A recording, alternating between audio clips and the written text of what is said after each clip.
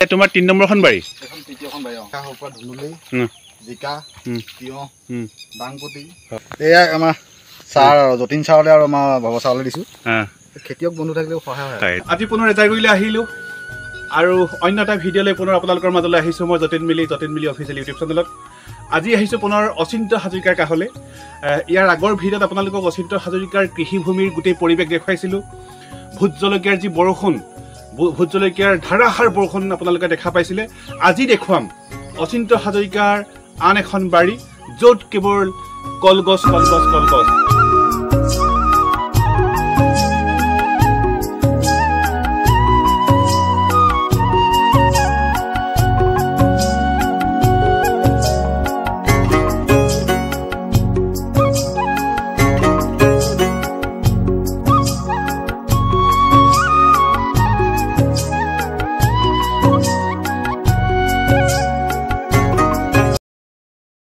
অচিন্ত, কিমান জোপা কলগছ আছে?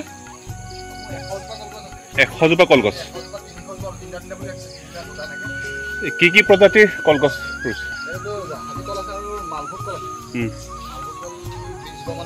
হয়, কলগছবোৰৰ মাজৰ দূৰত্ব কিমানকৈ ৰাখিছে? 7 ফুট। হয়, ছাৰ মই ইতিমধ্যে 20টাতকৈ ওপৰত মই কলটোক দেখিছোঁ। হয়, 40 টকা নি? মই এইফালে যোৱাকৈ নাই। হয়, বহুত লাভ হ'ব। কলৰ পৰা বছৰি কিমান উপাৰ্জন হয়?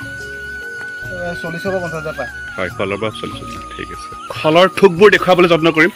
এয়া দেখিছে খলৰ ঠোক, এয়া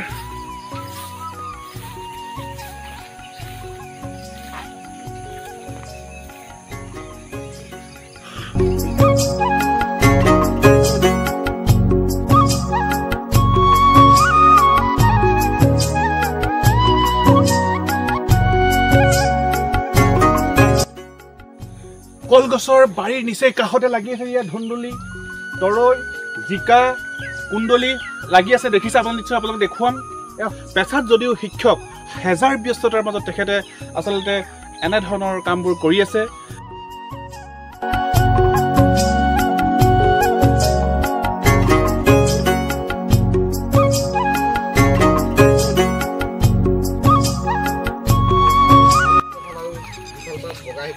অচিন্ত, দুটা শাৰীৰ মাজৰ দূৰত্ব কিমান? 8 ফুট। আৰু এজোপা ধুন্দুলিৰ পৰা আন এজোপা ধুন্দুলিৰ দূৰত্বটো 4 ফুট।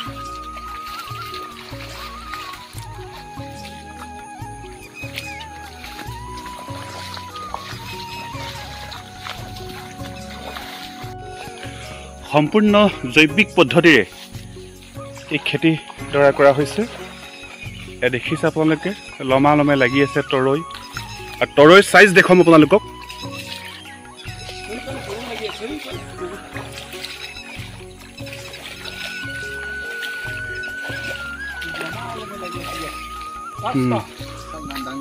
ডাংবডি ছিঙি আছা।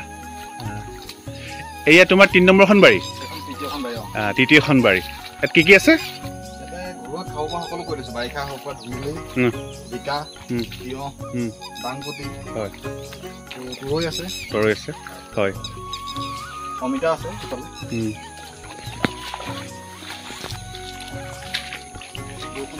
এই অচিন্ত হাজৰিকাৰ তৃতীয়খন বাৰীৰ পৰিৱেশ দেখিছে। অচিন্ত হাজৰিকাৰ সহকৰ্মী জ্যেষ্ঠ শিক্ষক ভৱকান্ত তাহু ছাৰে পৰিদৰ্শন কৰিছে পৰিৱেশটো।